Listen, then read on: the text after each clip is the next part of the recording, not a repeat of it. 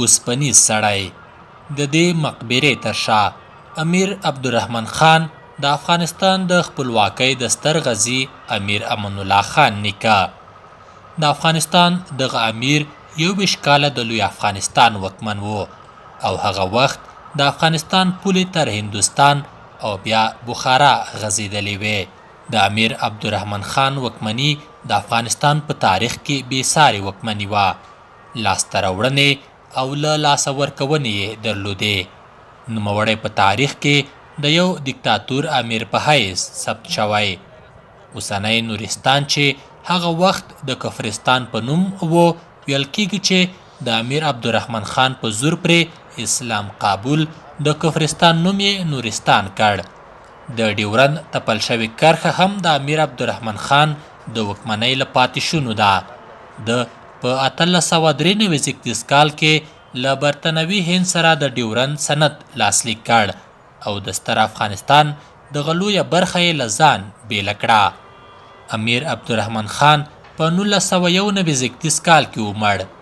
دی د ننني کابل په زرنګار پارک قصر کې چې امیر عبدالرحمن خان خپله جوړ کړی و او د خوښې ځای و خاورو ته وسپارل شو. دغه سور او سپین رنګه مقبره د کابل په زرنګار پارک کې د امیر عبدالرحمن خان قبر دی. دلته دی دفن دی. دغه ودانۍ له نن نږدې 1.5 پېړۍ وړاندې جوړه شوې ده. کندهاري مهندسانو او انجینرانو پرې کار کړی او ډیری ساختماني مواد یې له افغانستانه دي. د ودانۍ دننه لومړي پوړ کې په دې سپینو ډبرو جوړ شوی د امیر عبدالرحمن خان قبر دی چې د سپېڅلي قرآن کریم آیاتونه پرې لیکل شوي دي. د افغانستان دا ستر پاچا دلته یوازې دفن دی، په داسې حال کې چې زوی امیر حبیب الله خان او لمسی شاه غازي امان الله خان په ننګرهار کې خاورو ته سپارل شوي دي. ښایي ډیر خلک په دا هیله ولري چې له دغه تاریخي ودانۍ لیدنه وکړي، خو له بدمرغه چې د امنیتي ستونزو له امله دلته عام خلک نه پرېښودل کیږي او دا ودانۍ د اوسپنیزو پنجرو په وسیله بنده شوې ده. هغه مهال چې د ارګ ودانۍ نه وه جوړه، امیر عبدالرحمن خان همدلته پاتې کېده. د له دغه تاریخي ودانۍ ور ایخوا ځینې نورې تاریخي ماڼۍ هم کابل کې جوړې کړي.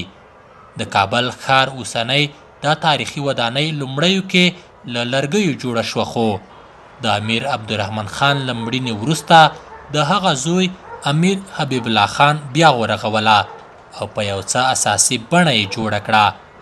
د اطلاعات او کلتور وزارت د تاریخي ابداتو ریاست د سروې او مهندسۍ امیر حمید الله عبدالحزی د دغه ودانۍ د بڼې په اړه وایي چې دغه ودانۍ کې کندهارۍ بڼه چې د ابدالیانو دورې پورې اړه لري او همدا ډول د مغولیانو د وخت نقاشۍ هم پکې کارول شوي دي. د زرنګار په پارک کې یوازې د امیر عبدالرحمن خان مقبره نه، بلکې د امیر حبیب الله خان په وخت کې ورسره په څنګ کې یو جومات هم جوړ شوی چې تر اوسه شتون لري. د دغه تاریخي ودانۍ په اړه ښاغلي عبدالحزی روحي ته وړاندې ویلي چې څرنګه چې واضح ده، امیر عبدالرحمن خان د خپل د وخت ستر پاچا و چې د افغانستان د واحد نظام بنسټ ایښودونکی دی. دا په 19 پیړۍ په اواخرو کې خپله پادشاهي په افغانستان کې درلودو او څنګه چې مونږ وینو دا مقبره چې ده دلته خپله امیر عبدالرحمن خان مقبره ده او دا ساختمان چې مونږ ورته اوس عابده وایو او د تاریخي ابداتو د ساتنې ریاست چې د اطلاعات او فرهنګ وزارت اړوند یو ریاست دی، مونږ سره په ډیټابیس کې د یو تاریخي ابدي په حیث ثبت دی. دا ابده د خپل د امیر عبدالرحمن خان په ژوند کې دا جوړ شوی دی، لکه بوستان سرای ساختمان، لکه باغ بالا رستوران چې دی، دته ورته نور ساختمانونه، تاریخي ساختمانونه په هغه وخت کې د دې په خپل ژوند کې جوړ شوی دی او دینه خپل استفاده کوو. او دا ساختمان په خپل ژوند کې هغه د یو میلمستون یا خپل دربار په حیث مخکې د ارت نه چې جوړ شوی نه و دا استفاده کوو او ترنه کار اخیستل.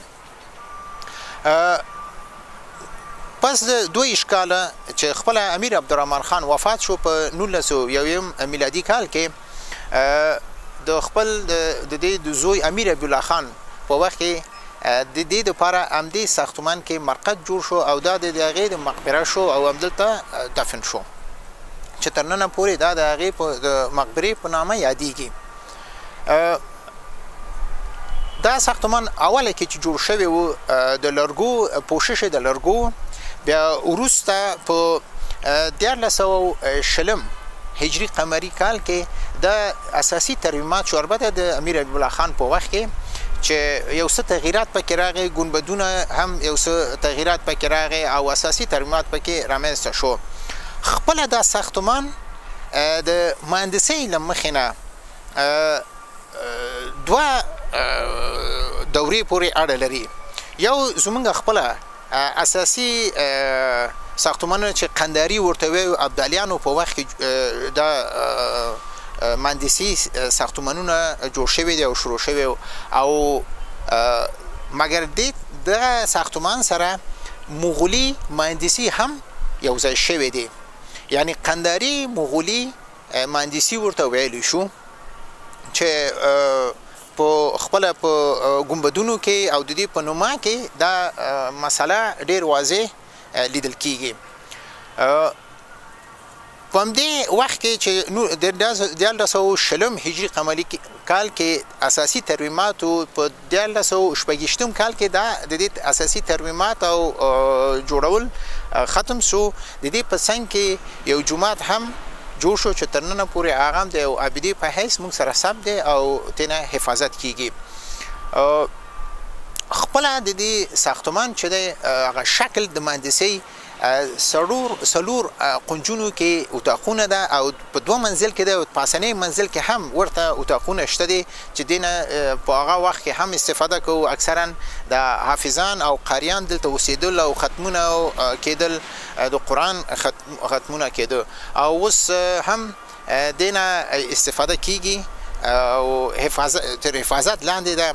په خپل د ساختمان په منځ کې یو ډیر لوی حال دی چې هغه خپل د امیر عبدالرحمن خان قبر پکې دی چې مقبره مالته ځای لري. او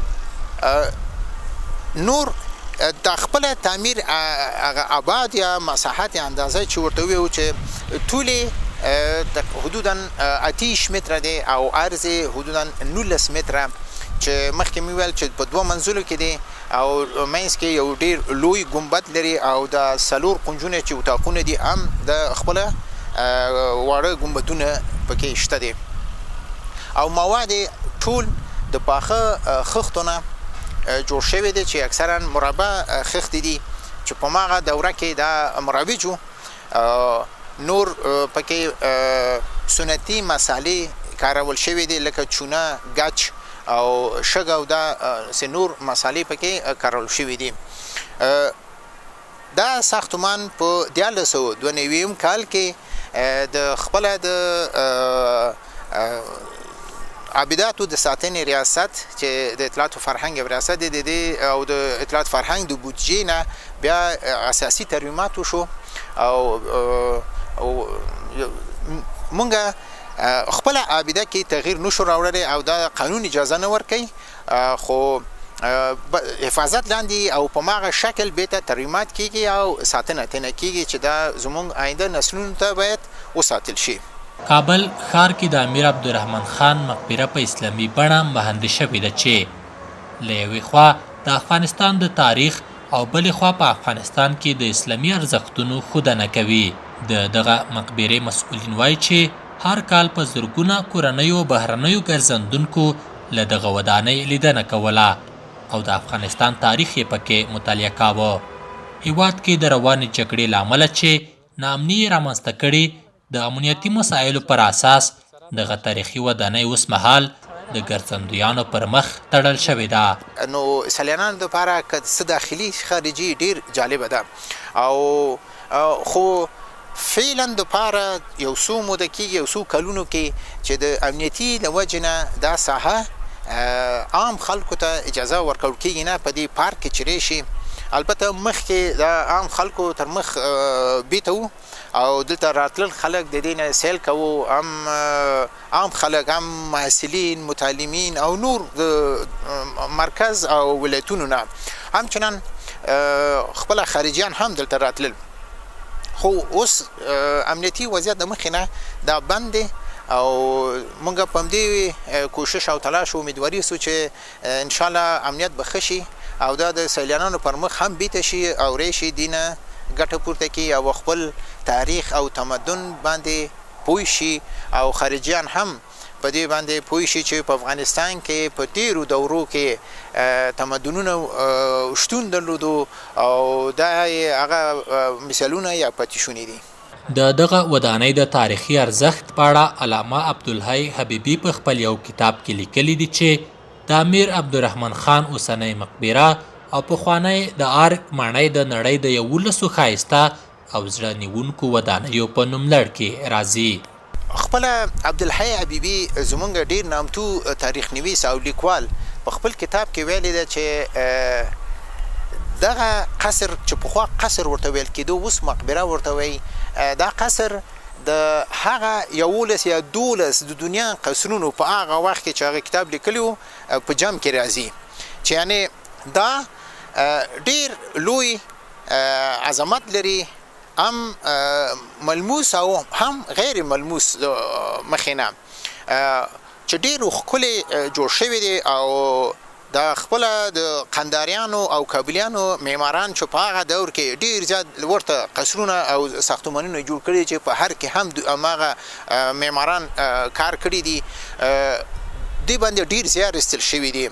او دا د عبدالرحمن خان په وخت کې چې زمونږ بعضې عابداتو کې مغولي مهندسي هم یو ځای شوی دی او دې ته یو خاص ښکلا او ډیزاین وربخلی دی.